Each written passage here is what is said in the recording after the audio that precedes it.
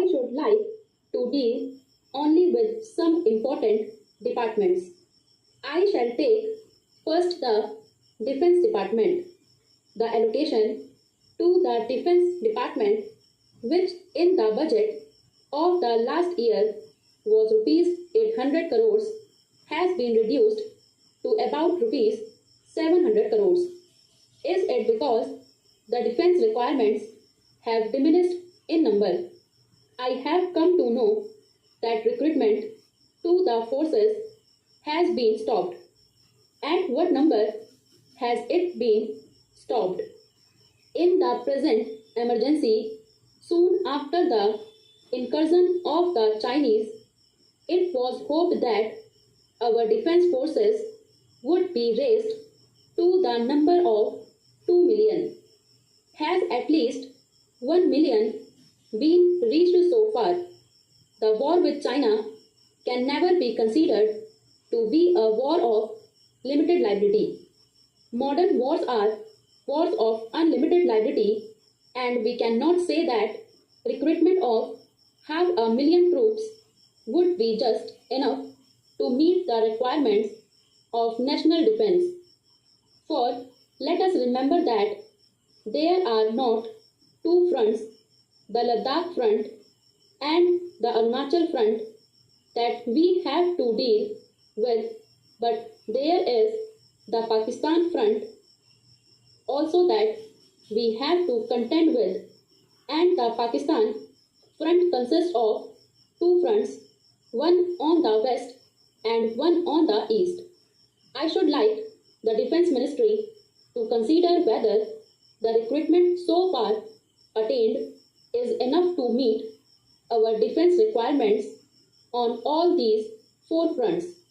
Then, in regard to weapons, I find no provision is made for the manufacture of machine guns, which are so necessary in modern warfare, especially to stop the incursion of large masses of troops, such as we experienced at the time of the Chinese incursion on the Arunachal border. We have been promised that in course of time, the naval defense would be supplied with that modern weapon of defense, namely the submarine. To this end, officers have been sent to the United Kingdom to learn how to handle submarines. I hope and trust that very soon we shall acquire at least 2 submarines.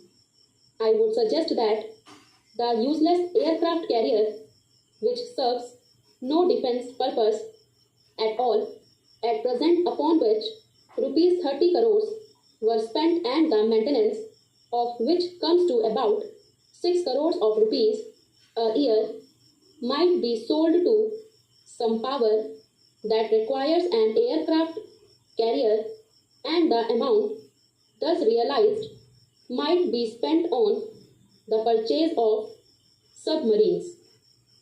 Mr. Vice Chairman, I now come to another important department, the Department of External Affairs, which also swallows a large part of the budget. We have as many as 129 missions. We have had these missions for the past 15 years, and I think it is time that the External Affairs Ministry began to consider the question whether all these 129 missions are required. Why do we want missions in Latin American countries which have no political, diplomatic or international connections with India? For trade purposes, certainly we should have some representatives, but then consular officials would be enough for this purpose, and we need not maintain these costly embassies and missions in the countries of Latin America. Looking at the report of the Ministry of External Affairs, I find a reference made to relations with foreign powers.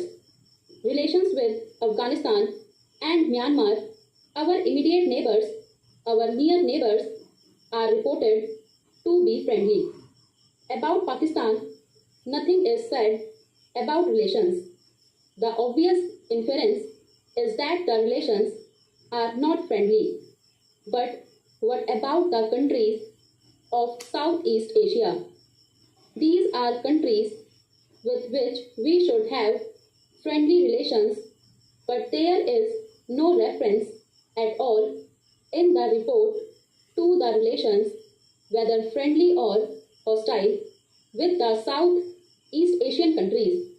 For the defense of India and for the defense of the whole South Asia, especially Southeast Asia, friendly relations with the Southeast Asian countries are absolutely necessary. In order to establish these friendly relations with foreign countries, visits of important persons from the president downwards have been arranged. But what are our missions doing in several countries in order to maintain and promote friendly relations with India? Are they allowed to take initiative? Are they allowed to be active in the promotion of friendly relations, or are they to be content merely with carrying out the orders from the Ministry of External Affairs? What information, diplomatic, economic, military, do these missions abroad convey to India?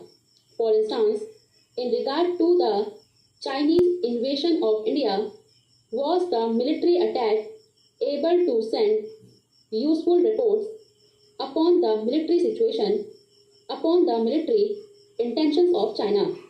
It is no doubt difficult in totalitarian countries, in communist countries, for foreign missions to get enough information, but from the experience of missions maintained by the United Kingdom, by the United States of America, these countries are able to get valuable military and other useful information from their representatives abroad.